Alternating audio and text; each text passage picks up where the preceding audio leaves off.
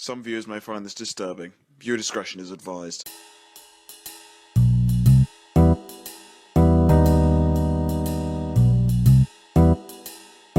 I've been waiting a very long time to do this list. Top 10 worst episodes of SpongeBob SquarePants. In the past, I would have been super eager to do this list at the earliest possible opportunity. Now I do it with a heavy heart. Let's take this list to remember how far we've come. This is the top 10 worst SpongeBob SquarePants episodes, as of season 12. Let's get 'em, boys!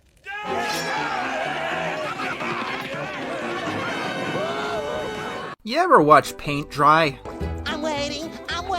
If you've seen this episode, you probably want to. I'm waiting. 2 hours later. I'm waiting. 3 hours later. Can you move it along? I'm all out of time cards. No, he's not going to. Not ever. This episode is 7 minutes, but you could have fooled me. 1 eternity later. And he's still at that fucking mailbox. I'm waiting.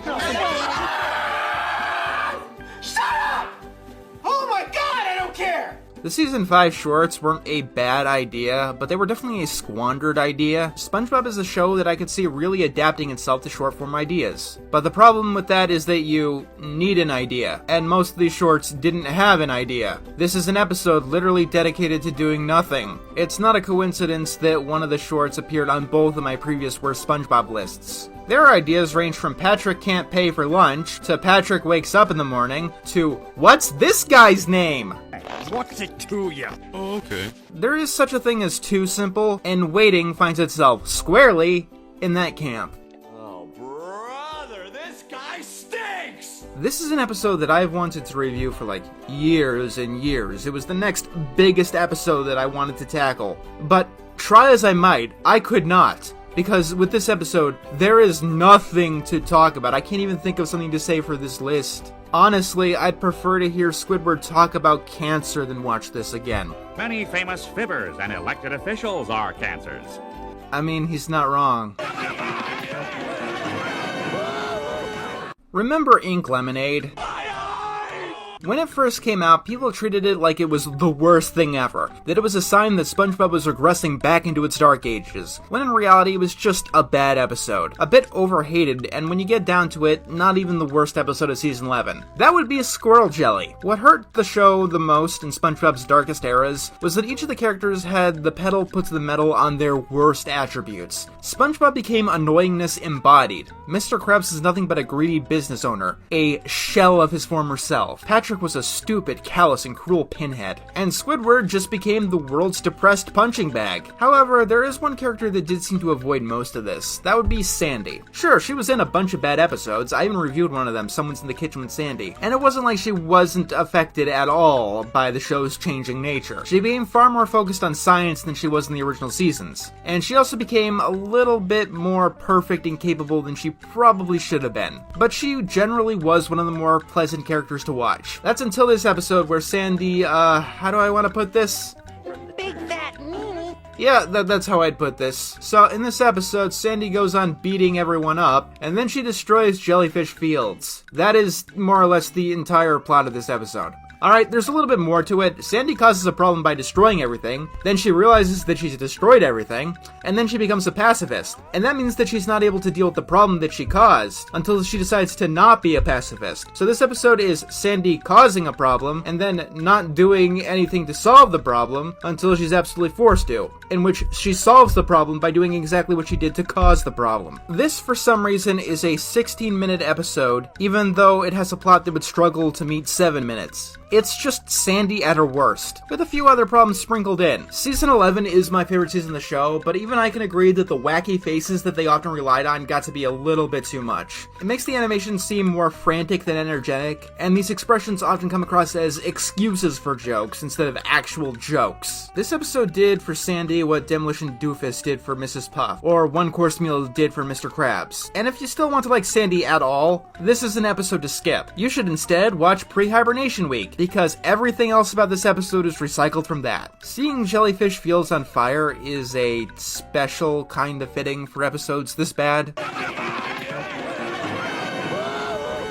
Remember the splinter? So the idea behind the splinter is that SpongeBob gets a splinter. On the surface, that sounds really, really stupid. Like, it's far too simple. No, it's not. When you're writing a comedy, or a comedy episode, you need to choose the simplest premise or plot you can get. The plot of Wet Painters is that SpongeBob and Patrick are painting Mr. Krabs' house. The plot of Chocolate with Nuts are SpongeBob and Patrick are selling chocolates door to door. Those are some of the two funniest episodes of the show. With a simpler plot, you don't have to worry about the plot points, and you can spend more time telling jokes. In this plot here, it does fit the mold of simplicity as some of those older, greater episodes were made on. Let's just say it's not the vehicle that makes this episode fails, it's the road that they take. Each joke, if you could call it that, revolves around the splinter being disgusting, and in the same way, too. I mean, it's filled gross up because the characters in the episode are more grossed out than the audience. You could argue that there's slapstick in the episode with SpongeBob getting the splinter jammed into his finger painfully as possible, Squidward bashing his head in with the cash register, Patrick mashing the splinter in deeper with the mallet, but it's done so poorly, the slapstick is practically invisible. The Squidward thing doesn't work because he's hurting himself on purpose with the intent to hurt himself. That's not slapstick, that's Squidward being an idiot. Those other two jokes I mentioned don't work because they go on too long. Patrick preparing to mash the splinter in has a long wind-up time, and the longer you wind up, the more surprising your punchline needs to be. The splinter getting worse because Patrick is an idiot is not a surprising punchline. Let's talk about Patrick though. When I first reviewed this episode, Mr. Krabs is my least favorite character. Now that you know, it's Patrick.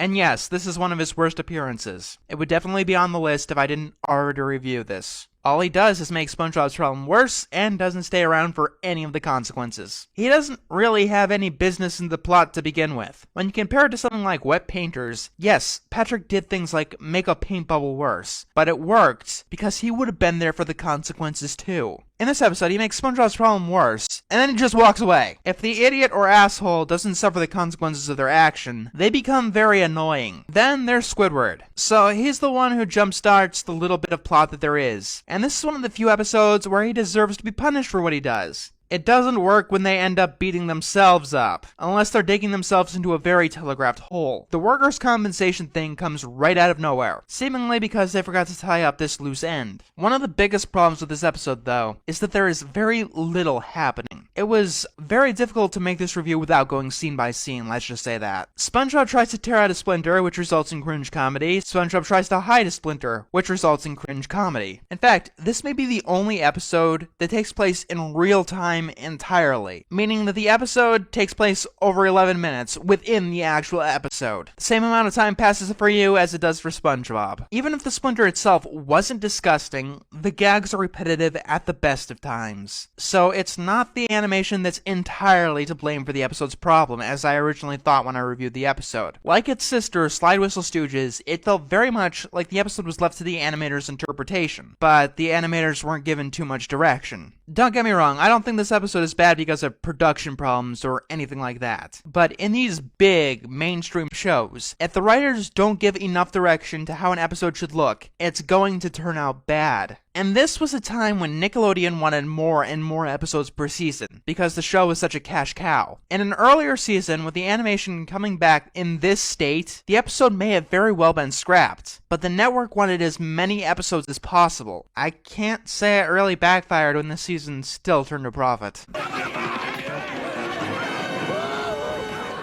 So, in case you haven't noticed, there are a lot, and I mean a lot, of SpongeBob episodes where the main crux of the episode is Squidward get hurt. And I might want to pick just one to represent the whole lot, or else this list would be just filled with them. I mean, there are so many episodes where the main point is Squidward just gets tortured that I can make a list on that alone. The only question is, which one of these episodes do I pick? They started in Season 4 with Good Neighbors, and it only went downhill from there, with this kind of episode basically becoming the main theme of Season 6. There is a ton I could choose from, though. Everything from Cephalopod Lodge, to Giant Squidward, to Squid's Visit, or maybe I can even pull one of the later episodes like Squid Baby, or Little Yellow Book, or Patrick the Game. Or I could pick Smooth Jazz and Bikini Bottom, or Boat Smarts, or literally a dozen other episodes. Like, even if you don't mind these kind of episodes, at some point when the list gets so long, you gotta realize that maybe this trail is getting a little overworn and you should try something a bit more creative. There's just so many selections that I can't pick. I'm gonna look up and see what other people have said.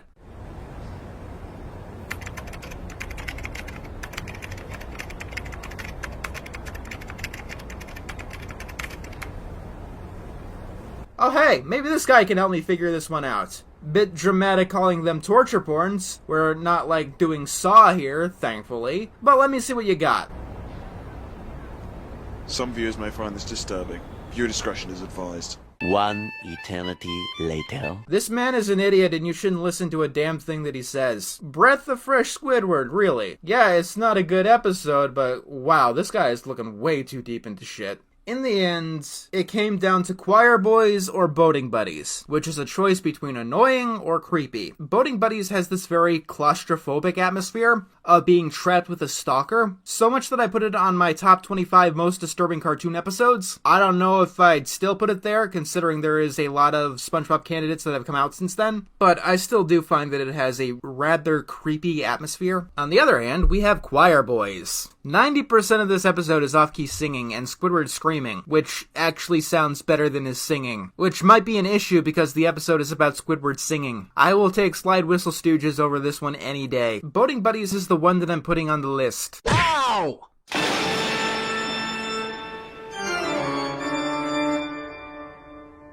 Why?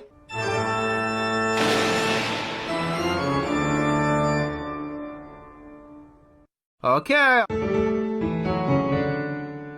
Choir Boys is the one that I'm putting on the list. In most of the previous episodes, SpongeBob tormented Squidward through accidents or complete stupidity. So take one of those episodes and have SpongeBob actively attempt to annoy Squidward, take his dreams away, and hurt him. Don't believe me? Well, the episode starts with Squidward practicing singing in the shower when he passes by his toilet. Don't feel bad. He didn't use me yesterday either. Are you suggesting that Squidward doesn't— Oh, God! What the fuck is with these episodes and their suggestions of shit? Outside, Squidward passes by SpongeBob and smiles because he's feeling down. Remember this because apparently this is the most heinous crime that one could possibly commit. It's used to give justification for SpongeBob trying to nag Squidward, chase him down, dig a giant pothole to quote-unquote get Squidward's attention, which forces him to be surrounded by jellyfish. Stuck in the jellyfish, SpongeBob. Now I have a captive audience. It's like that one line is all that I needed to see each and every one of these torture porns as purposeful on SpongeBob's behalf. It continues to sing as Squidward gets repeatedly zapped. How is this funny? Just because Squidward is at the ass of your jokes does not automatically make them funny. Jesus fucking Christ, that's disgusting. One reason this episode is so high on the list is that we're constantly given terrible singing and annoying throat clearing all the way through. Needless to say, it grates on you. Yeah, this is the only episode on the list that's unlistenable on top of unwatchable. Also, SpongeBob suddenly gets the ability to sing greatly and upstages Squidward at the men's chorus. So yeah, we have an episode where Squidward does next to nothing wrong, SpongeBob continually torments him to a severe degree and does it knowingly, and SpongeBob wins in the end. What could possibly be worse? There are a few episodes that some people point to for the reason why they quit the show altogether, when they felt that SpongeBob had sunk to such a low that there was no way that it was ever going to come back. Mine was the Splinter, but some people point to episodes like Atlantis SquarePants, or Spongehenge, or A Pal for Gary. Unlike some of the other episodes on this list, I haven't spoken about this one in like years. So let's go down on a rundown of the problems with the episode. The episode starts simply with SpongeBob feeding Gary, and then leaving. Gary seems to be asking for a walk, but SpongeBob can't. He's gotta go to work. As soon as SpongeBob leaves, Gary gathers a bunch of stuff to enjoy his time alone watching TV westerns. Throughout the day, SpongeBob keeps worrying about Gary, and it just goes on and on and on. So Gary is having fun at home. SpongeBob is worrying about him at work. And we're supposed to be laughing? I feel like the episode is trying to hammer in the humor like a nail through a wood plank. More like a splinter through the thumb. SpongeBob comes across someone who I think is supposed to be a gypsy. She's got a bunch of things. And SpongeBob gets the bright idea to buy one of these creatures for Gary to play with. Now I know what you're thinking. This is all perfectly set up for one of the most cliched plot lines in history. The old pet, child, whatever, being jealous of the new one. I assure you, they avoid that cliche. Notice how the old lady shows how aggressive they can be, because SpongeBob does not. He just takes one, and then he leaves, and he doesn't pay her anything. SpongeBob comes home with Puffy Fluffy, and doesn't he look like the most adorable thing ever? You know, for kids. When SpongeBob re-enters the room with food, he suddenly loses the worried pet owner demeanor and demands that Puffy Fluffy eat first. Then SpongeBob leaves the room, so guess what happens? Guess what's going to happen? Gerald, it is not nice to ignore new friends. I've never understood why cartoon makers like abusing the character is unaware of the obvious joke. Neither do I, because it was never funny, and it never will be funny. Once again, it doesn't seem that bad yet. I'm pretty sure your 5-year-old has nightmares by this point, but they're clearly building up towards something. Puffy Fluffy tears up Gary's chew toy right in front of SpongeBob. And guess what happens? He doesn't notice a damn thing. In fact, he takes that old school cliche and blames Gary for it by sending him to bed early. SpongeBob leaves Puffy Fluffy with Gary and goes off to bed, only until Gary runs in practically screaming his head off. Guess what happens? No, just guess. Where do you think this is going? I guarantee you've got it. Shame on you! Puffy Fluffy is perfectly harmless. So are the cartoons we let our kids watch. Here's something you probably didn't expect. Puffy Fluffy seems to have shedded his skin. I'm going to put this here just to be safe. Some viewers may find this disturbing. Viewer discretion is advised.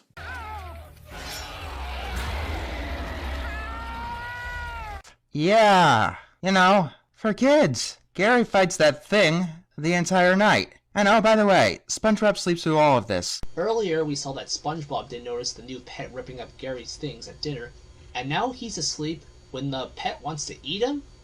I think these storyboarders and scriptwriters want us to break our TVs. Yeah, I'm sure they do, but we'd never give them the satisfaction of actually having it happen.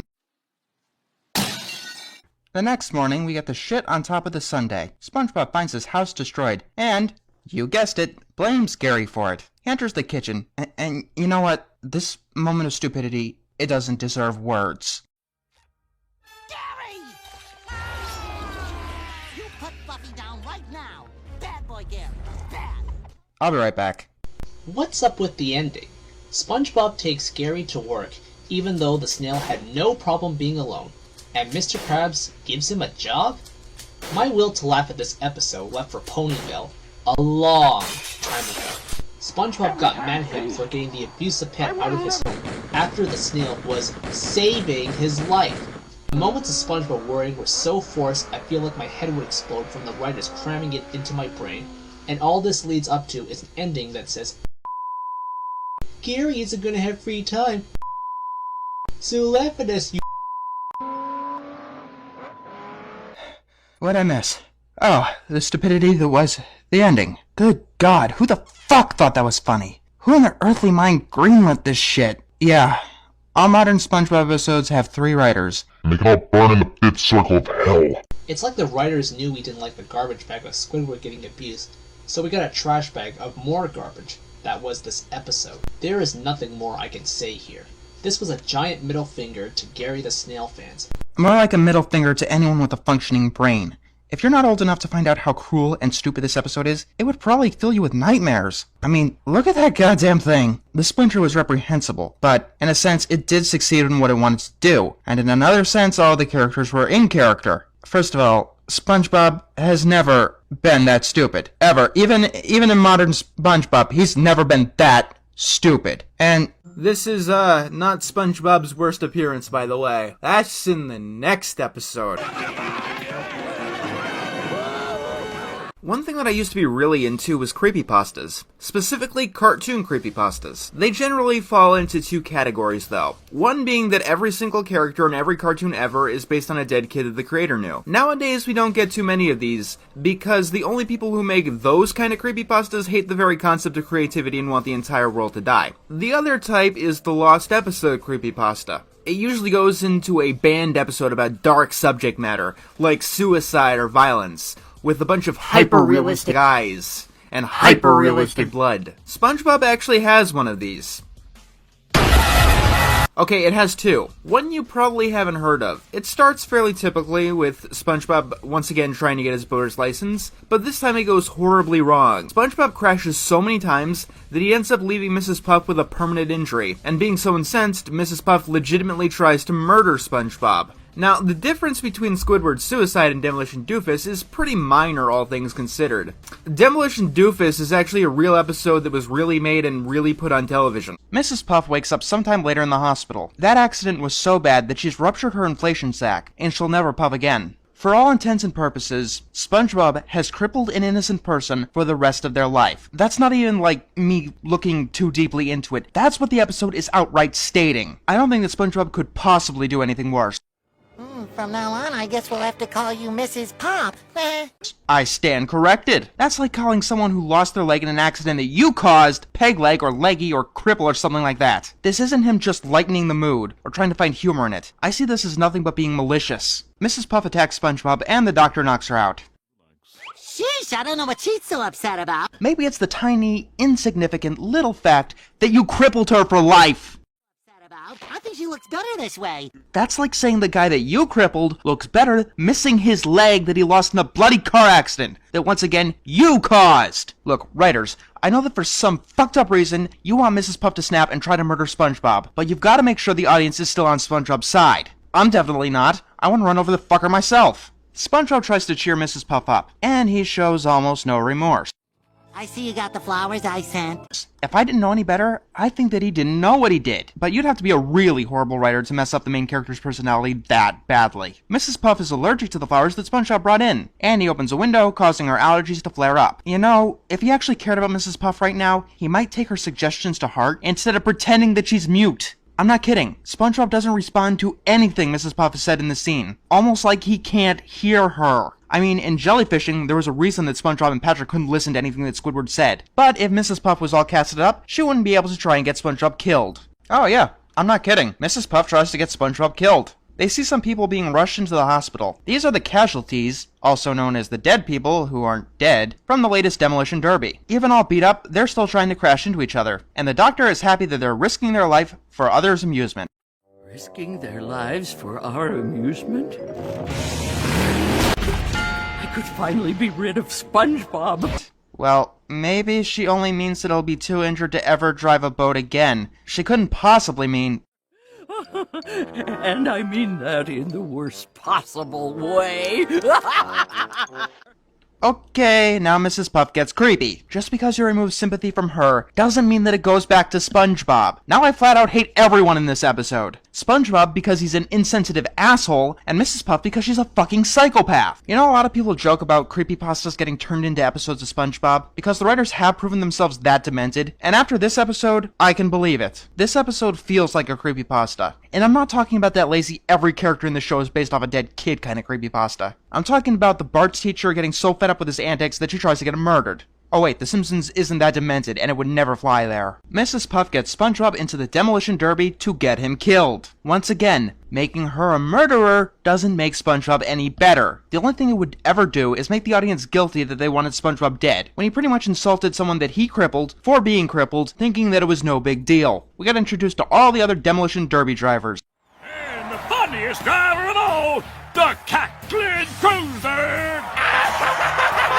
Oh yeah, Sweet Tooth's got nothing on this guy. This part of the episode is boring. It's only interrupted by a bloodthirsty semi-main character on a kid's show. Speaking of that, people wonder why I'm so serious critiquing kids shows. Well, here's one reason. I don't think our kids should be watching characters try to murder each other. Mrs. Puff's behavior is literally disturbing, to how above and beyond into it she is, wanting SpongeBob dead. So the derby begins and... I can't look.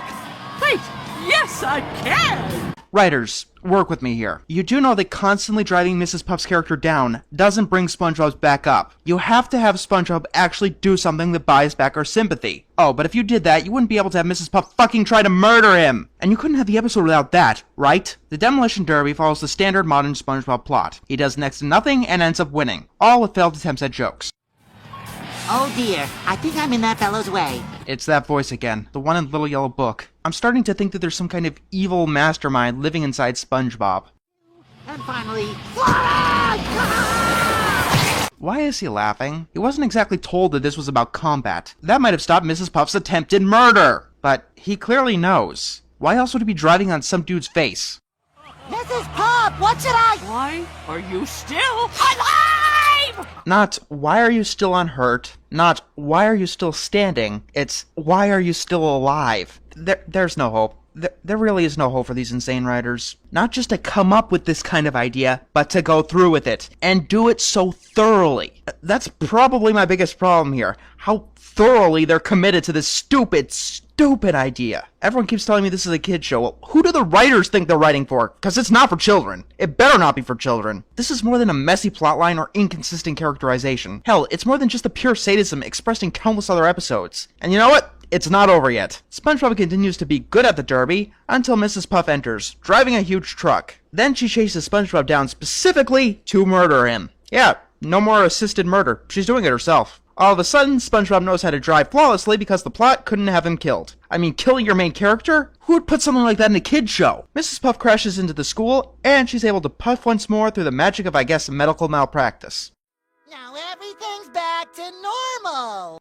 Almost. This is a post-movie boating school episode where Mrs. Puff doesn't get arrested. And this is the episode where she tries to murder someone. Let that sink in. Every other modern SpongeBob episode, Mrs. Puff gets arrested through no fault of her own. This episode, she tried to murder someone, and she suffered no consequences for it. She did not get arrested. She didn't get anything except the car crash, I guess. SpongeBob logic. Does anyone else think this would make, like, a really good Robot Chicken sketch? Kinda like the Parappa the Rapper in court for drug dealing? Be a rapper, but I can't take this rap. Wasn't driving the car, I was chilling in the back. It was King Kong Lucy with the drugs behind the wheel. If it keeps my kudos safe, bet your ass I'm gonna squeal. It's like flanderizing aspects of the show a million times and escalating the darker stuff. But this isn't a self-parody. From what I can tell, this was done in earnest. Why am I taking this so seriously? I mean, it's just a kid show. Maybe, for one, I'm taking it seriously because it's a fucking kid show. I wouldn't want them to watch something like this, or The Splinter, or A Pal for Gary, or One Course Meal, or any of the other sick, twisted plots that come out of this show. Would you? No. Hey, you want to hear the most annoying sound in the world? Free French fries? Fried potatoes? SpongeBob You're Fired is the most boring, desperate, painful slog of 22 minutes that you will ever have to get through. With this one, we're not starting with the episode. We're actually starting with the concept. SpongeBob getting fired. This was really hyped up as a major thing. Here's the problem. SpongeBob has been fired on numerous occasions before. Unless this was supposed to be a series finale, I don't know what the hell the big deal is. But anyway, on to the actual episode. The plot gets off the ground really quick with SpongeBob throwing a piece of paper on the grill. It catches fire, burns down the majority of the Krusty Krab, and that forces Mr. Krabs to fire SpongeBob in an actually heart-wrenching scene. No, that would be the right thing to do. Instead, the plot doesn't seem to want to get started, and we're treating to 2 minutes of extremely boring filler. Yeah, that's one of the bigger problems with the episode. For the majority of this 22 minutes, absolutely nothing happens! After that pointlessness, Mr. Krabs comes by and says that SpongeBob is fired for, I'm not kidding here, a fucking nickel.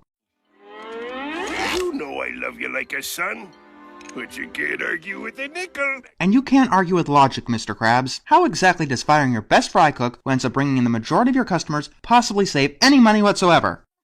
How about if I work for free? Apparently, it's illegal, and I lose my vendor's license. Doing illegal shit hasn't stopped you before, you fat bastard. Hey, what about me? Can I get fired too? I'm afraid not, Squidward. You've got seniority. I thought that the corporate scumbags tried to get rid of the employees with seniority because they'd save more money that way. The ways this logically doesn't make any fucking sense are piling up rapidly. And we're pretty much still dealing with the concept here. Then we get, I call them visual gags, but they aren't remotely funny. And then this episode decides to go a day without tears. We get, I'm not kidding, more than an entire minute that consists of almost nothing but SpongeBob crying, which is, for the record, one of the most annoying sounds in the world. To be fair, there are things going on in the background, but I'm not a very strong swimmer. You're a fucking fish! Eventually, Squidward kicks SpongeBob out and does a bunch of gloating that really makes him seem like an ass. But now that SpongeBob's gone, who will be running the grill? Yeah, that's a good question, considering that neither of you assholes can cook. I was 5 times golden spatula in the Navy. No, you were head chef on the SS Diarrhea, and you couldn't even cook peas. We've done all this before. I mean, you guys have ripped off like 4 episodes already. Hell, even the damn title's a rip-off. So, what are we going to rip off now? Hey, Gary, I'm home. Oh no, you'd better not rip off a pal for Gary. You better fucking not. Oh, I'm sorry.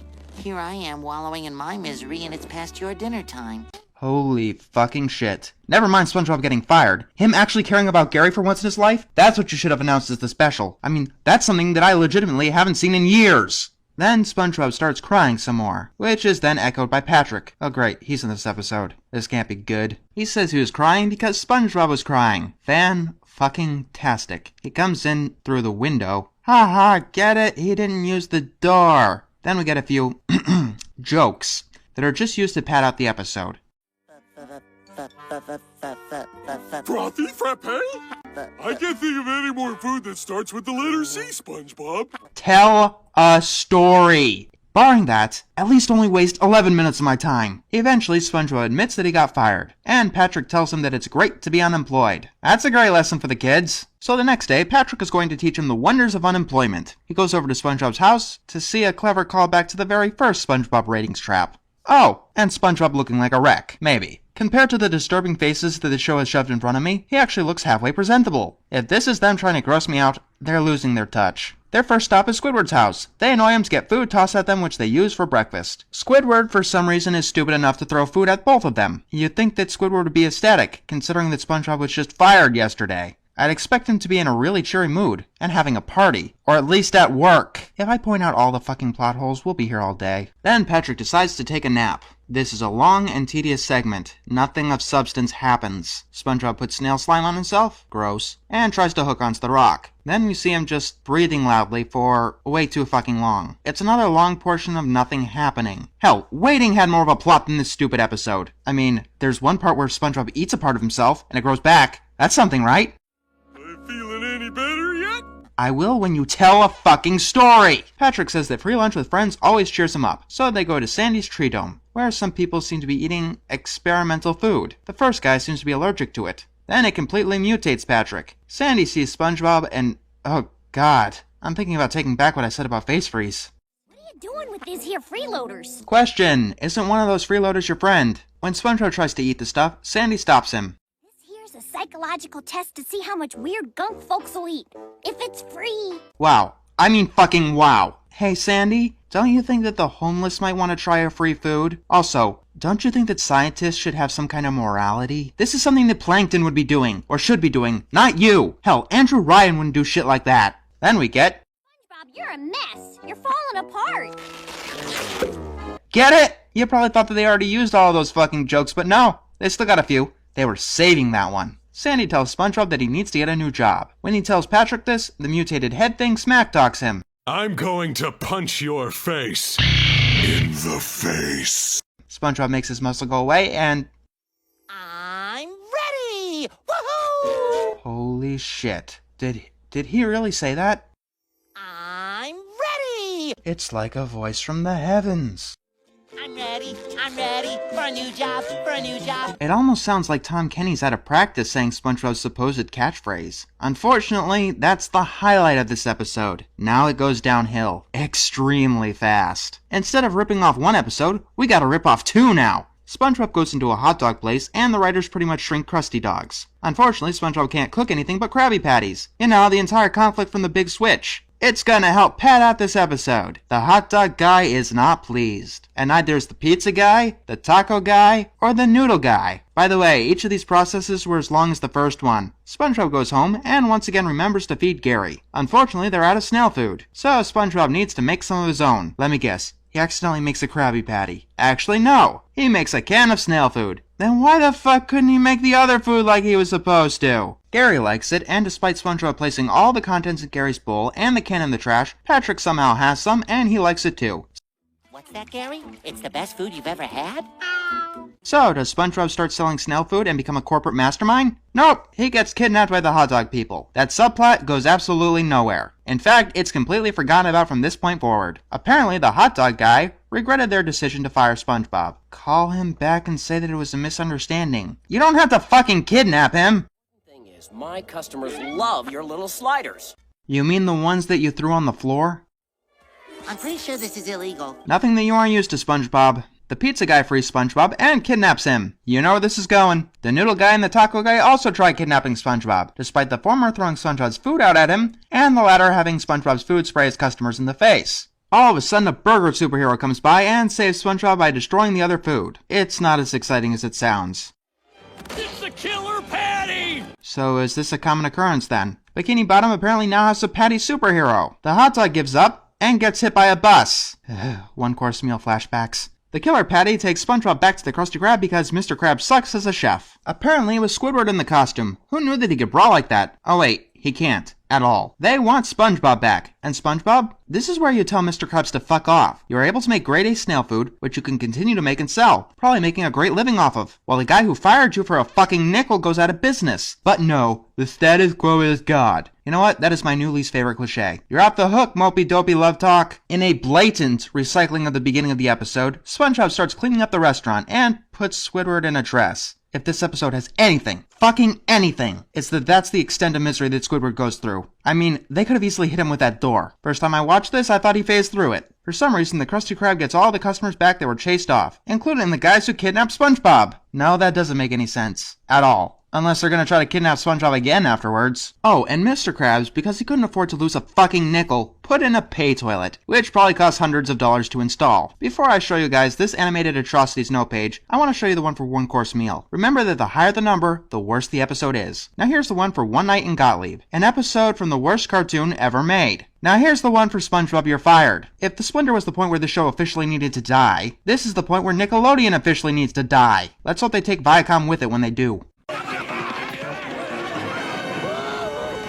Among the SpongeBob fandom, truth or square is known as a big fat lie. Lies! Lies! When will the lies end? Lies! We finally get to what the commercials were talking about, and why this special is criticized so heavily. You know, besides all the other reasons. Just to recap, this far in the SpongeBob parts of this, it's been awkward, clumsy, and pointless. Not the worst SpongeBob material, but far from enjoyable. Here's where it gets even worse. At barely any prompting, SpongeBob starts telling Plankton about when he learned about the secret patty formula. You see the look on Squid's face as they go to flashback? That just about says it all. This scene was done specifically to turn this into a ratings trap. I mean, most of the other ratings traps like To SquarePants or Not To SquarePants, Best Day Ever, or even SpongeBob You're Fired, were just episodes that Nick hyped the hell out of. This episode was built specifically so they could hype it. I know this because they do this multiple times, and each time it's in a flashback that has nothing to do with the plot. My editing teacher always tells us that if it doesn't further your story, you should lose it. By that logic, 90% of this special would be gone. So, Mr. Krabs comes alive through the flashback just to toss Plankton out of the story for a while. He materializes out of nowhere, right behind them. Yeah, for some reason, Mr. Krabs is with them now. Like, he has the ability to teleport through flashbacks. No clever transitions either. Just one shot he isn't there, they cut to Plankton, and then they cut back and he is. At least make a joke out of it. What was the point of even splitting them up? A crappy cliffhanger? And another cutaway. Squidward remembers the time before SpongeBob came to Bikini Bottom. Guess the joke. Squidward is sad because he needs some excitement in his life? No, that only happens in clever episodes like Squidville. Here, he's totally happy, even though Patrick still lives next to him. He still has to work at the Krusty Krab with someone who isn't Jim. He still has to worry about Squilliam, still has to put up with the people of Bikini Bottom, and still sucks at clarinet.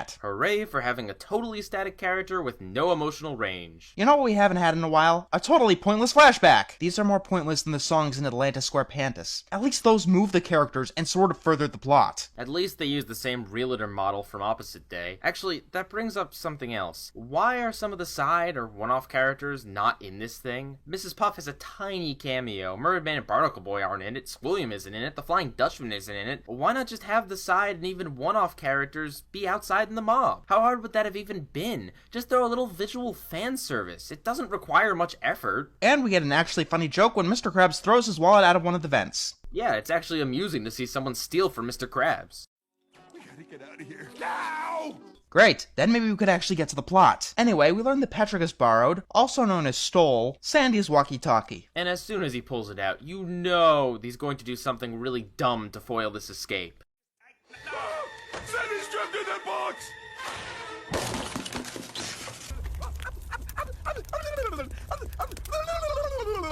The stupid one. He's stupid, right?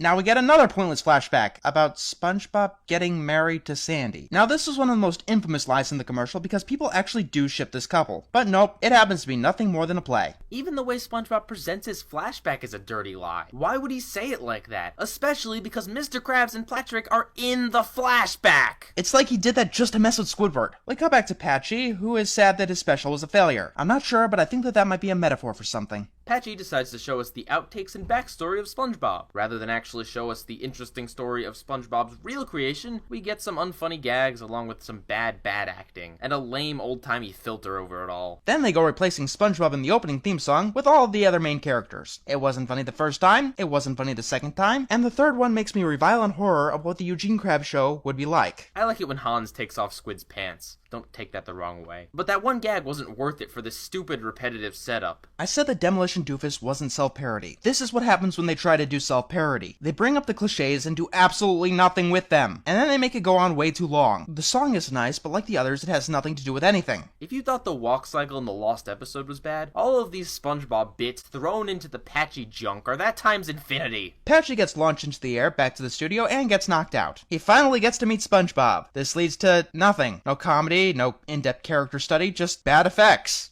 Patchy's entire story arc in this TV movie was about meeting SpongeBob. This is what it leads to? TV movie or not, dream or not, technically speaking, this is the climax. What a load of barnacle. No, it's just me, the guy in the penny. And apparently the writers still don't know who Abraham Lincoln is. Apparently not even Abraham Lincoln knows who Abraham Lincoln is. Then, I don't even know, man. Oh, look, SpongeBob. I mean, the segment is back. Everyone is about to give up, and Patrick writes his last words, I guess. Then they decide the simplest solution is the easiest and bash their way out, making all this ventilation crap pointless. Also, I love how there are several freeze frames here. At least it's animated, so it's kind of hard to notice. Well, at least they are respecting the vent's privacy while asserting their authority and breaking through anyway. They finally get out of the vents, and because the crowd was too tired of waiting for the plot to start, they've all gone home. We went through all of that for nothing? Thank you for reaffirming this to the audience. Provided the writers didn't give up a long time ago, they finally kicked the bucket here. Out of bullshit to throw the audience, they decided to fill up the runtime with A Christmas Carol. What? Why? When? Where? How? I don't even understand this. It's all over after this, right? Nope, we gotta bring back Plankton, who had the entire restaurant to himself for the past hour or so. Oh yeah, of all the plot threads, this needed some finality. It's the only thing in this whole piece of shit that had any closure whatsoever. Instead of finishing off the other plots, we get Ricky Gervais recapping what we already saw. At least there's some variety to their laziness here. We get stock pirate images, stock footage, and clips from the episode we just watched. Then just Ricky Gervais stumbling about, probably without a script. We'll see you at the 20th anniversary. It's 10 years from now. Starting now. Where we'll do this crap twice as bad with half as much money. How long do we got anyway? I'd say we're already halfway there. Halfway there. Halfway there. Halfway there. That's it, I'm done. The 4:15 bus should be along any time now. Over the years, my reaction to the Splinter has waned. But my reaction to discuss to this episode is just as strong as ever. This episode starts with some crabs versus plankton stuff that is rather typical, although bubbles are usually a SpongeBob thing, and it's odd seeing Plankton use them. He's only stopped when Pearl comes around, driving Plankton into a panic. He's afraid that Pearl will eat him. And I have many problems with this. Remember my review of Are You Happy Now? I said that continuity or no, it would be impossible to believe that Squidward had never had a happy memory in his entire life. It's the same deal here. I cannot believe that Plankton has never been around Pearl before. He even refers to Pearl as Crab's daughter, so he knew that she existed. Why has something like this never happened before? Then there's that other thing where it's totally legal and okay for Bikini Bottomites to eat each other. I know what you're gonna say. We've seen things like in the Fry Cook games where the audience was turned into fish sticks and sold. Here's the thing. That was a joke. Stuff like this is joke material, and using joke material for a crucial plot point is a mistake. Many of the jokes on SpongeBob work because they're so detached from reality, or logic. You can't do that with a plot point or it becomes a major distraction, especially when the jokes don't actually manage to distract you in the least. And it's highly disturbing that Pearl has eaten Plankton before. Jokes like those are usually okay in small doses, but not when the entire plot explores the themes of them in depth. This would be like if the Fry Cook games was about Bikini Bottomites happily buying and selling those fish stick people, and Mr. Krabs ending the games just to make a quick buck on the fish stick people.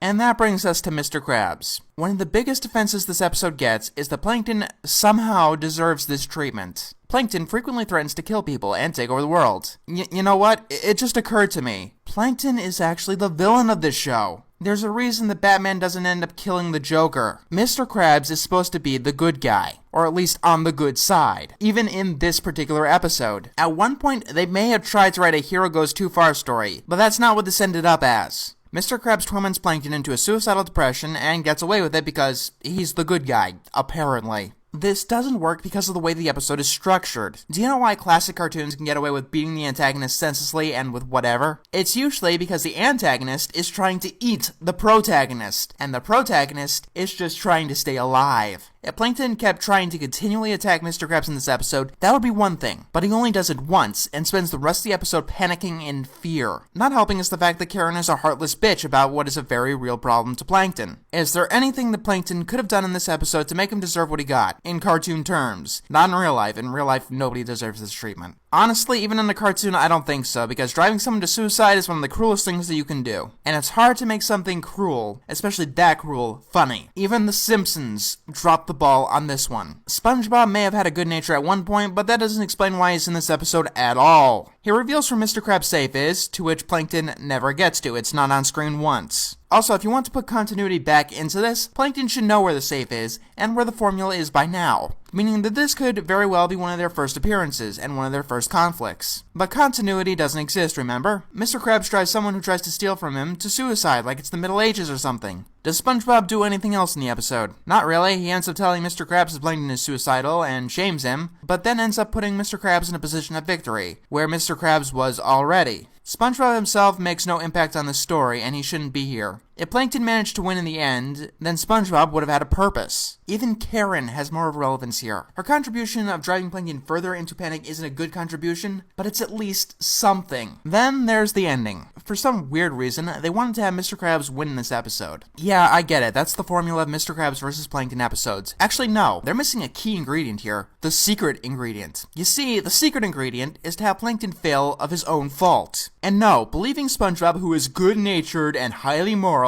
is not Plankton's fault. For example, in Chumbucket Supreme, he loses completely because he, of his own volition, insulted his customers. Okay, I'll give this episode the benefit of the doubt. Maybe it thought that the exploiting of someone's fears for their own sick kicks is immoral and wrong. You know, like Mr. Krabs does for 90% of it. This episode doesn't seem to understand that both the hero and the villain are under the same system of morality. That's the basics of writing. It's what makes the protagonist and the antagonist the antagonist. They call this protagonist-centered morality, and it's a very rookie mistake. It's pretty much the main failings of The Breadwinners, Teen Titans Go, and most of what I actually review. You cannot get away with this, even in a comedy show. Why is that? Well, this type of episode is supposed to trigger a normal human reaction called schadenfreude. It's basically the good feeling you get when you see someone get hurt. You don't get this feeling when you see an innocent get hurt, or you see a monster doing the harming. You get this feeling when someone has done something immoral and gets promptly punished for it. It can trigger a sense of calm, justice, or humor. And yes, that's why media like games or television are a necessary part of our society and our lives. I don't care if the episode calls Plankton a villain. In this episode, he's not a villain. I mean, if he actually got away with the formula in the beginning, that would be one thing. But he tried and he failed. Meanwhile, Mr. Krabs tried and succeeded to do something villainous.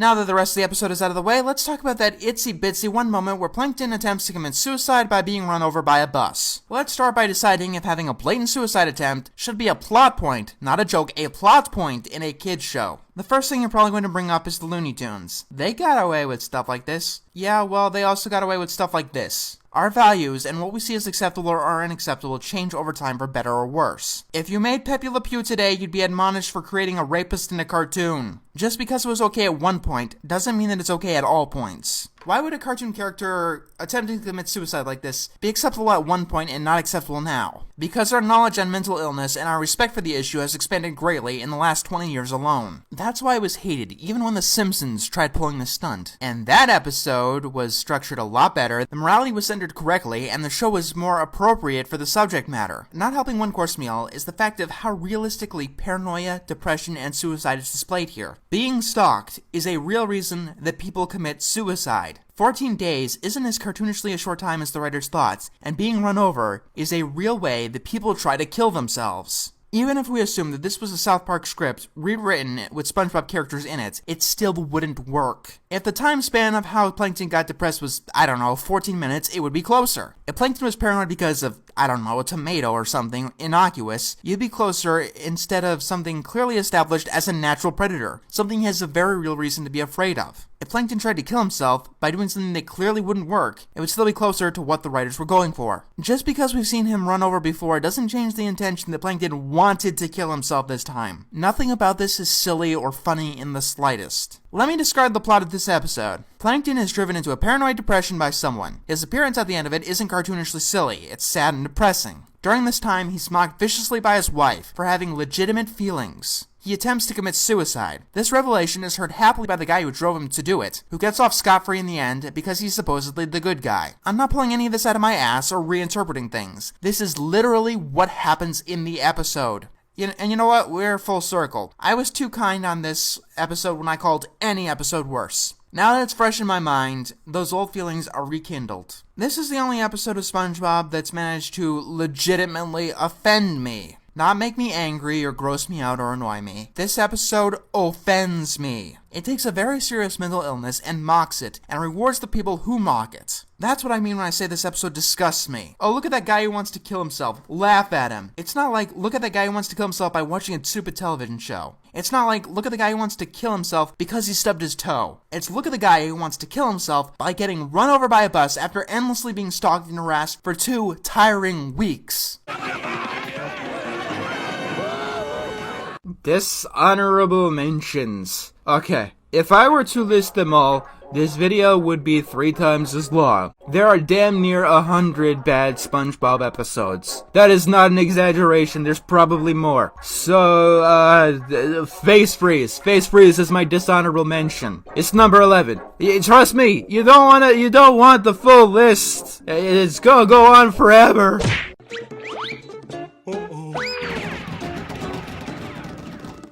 I go back and forth on what's my most hated episode of SpongeBob. In the end, it came down to 2 choices. 1-course meal and... Well, make up your mind. Is it water or fire? Pet Sitter Pat. This episode has a lot of problems, but there are 3 main ones. The first of these problems is that it's a blatant ripoff to one of the most infamous episodes of the show, A Pal for Gary. You see, to me, no matter what you rip off directly, your product will almost inevitably be worse than what you're ripping off. Keep in mind that this is different than continuing a style, taking inspiration from, or being a homage. The ripoff is blatant, and they're not trying to homage or anything. In A Pal for Gary, SpongeBob gets something to keep Gary company, and it turns into a monster behind his back. It's the same thing here, but much more metaphorical, I'll admit. The monster in this case is Patrick, and that brings us to the other 2 main problems in this episode. Patrick's idiocy and Gary's torment. In A Pal for Gary, SpongeBob's stupidity managed to piss off the most ardent SpongeBob defenders and make it one of the most infamous episodes of the show. In a bizarre attempt to fix the episode, it seems like they moved the stupidity to the character it was more believable in. But in doing this, they ignored the other problem with A Pal for Gary, and made it worse in this episode. In A Pal for Gary, Gary was yelled at and repeatedly scared, but he never seemed to come into physical harm. In this episode, we see Gary's pain. It starts with Patrick opening Gary's food and eating in front of him. Then he thinks it's top priority to give Gary a bath instead of feeding him. He carries Gary under his stinky armpits to the sink, and then fills the drain with snail food, which dissolves. After Gary's been starved, Patrick chases him down with a flamethrower and threatens to dry him off with salt. The joke is that Patrick is so stupid, he nearly killed Gary with his incompetence. Needless to say, I don't find it very funny. Finally, he dries Gary off into this shriveled up thing. How this plot usually works is that the babysitter from hell usually gets the tar beaten out of them in the end, through a good dose of karma or revenge, and it hits all the right catharsis notes. However, here they went way too far with Gary's torment. Yeah, they try to beat up Patrick here and there, but he never shows any sign of pain, so it doesn't work. Slapstick doesn't work if the target isn't in pain. And the ending to the episode, what tends to make or break these plots, is one of the most infuriating segments. SpongeBob comes in to find his house entirely destroyed and doesn't even seem to notice it. Not only that, but Gary is happy too. It's a special kind of insulting. Like, it's one thing to pull away the sheets and say that, look, Gary was never in any real danger, we just played you. But Gary was clearly in danger up to and including his life being threatened, all because Patrick was careless enough to let it happen. It's a special kind of sad that I believe that Patrick would actually do this. Ignoring the pre-movie episode Dumped, where Patrick turned out to be better to Gary than SpongeBob, this is the end result of flanderization. You see, when a character only has one trait that the writers focus on, they tend to make it more and more extreme. Now, to prove that Patrick is still stupid, they need to show us that he's stupid enough to get someone else's pet killed. To add to that, Patrick is indignant to SpongeBob when he's checking up on the snail that's nearly getting killed. It makes it frustrating, to say the least. Patrick is supposed to be one of the good guys on the show, so in each episode he needs to do something likable or get punished for doing something heinous. That's how it worked in pre-movie with Mr. Krabs. That's how most shows work. If you want to have an asshole, fine. You must never let them succeed in their endeavors. Take a look at Eddie from Ed, Edd n Eddy or Ren Hoek from Ren and Stimpy. It helps build up sympathy with them. The plot may make more sense than the Pal for Gary, but it's still a bit of a mess. This plot type has been done before, and it has been done well. Someone gets a horrible babysitter. Ignoring the fact that the babysitter is usually a new character that can be fitted to the plot, there is another giant misstep.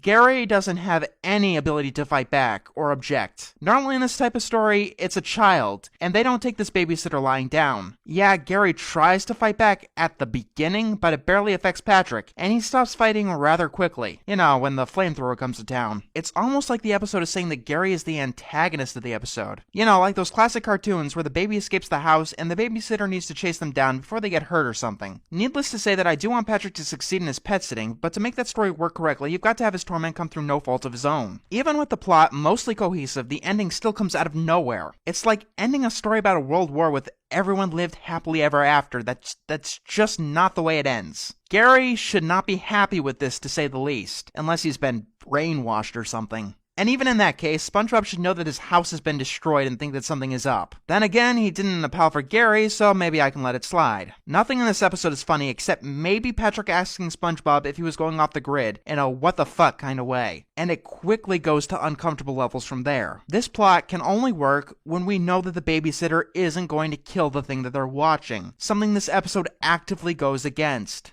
I don't know who I'm supposed to be rooting for. I mean, I know who I am rooting for, but the episode never makes it clear if the point is that Patrick is a terrible pet sitter or he's supposed to learn something. The episode points to the former, but the ending points to the latter. Even if those things were fixed, Gary's pain is still too uncomfortable to watch. Beyond the obvious examples of Gary nearly being killed with salt and chased down with a flamethrower, there's a way to be over the top and there's a way to be sadistic. This is just sadistic. Even in a cartoon, it's disgusting to see an animal be treated this way, at least one that isn't anthropomorphized, because they can't reasonably fight back or object. Although, even if you're doing this with a child, you have to still be very careful and tone it back.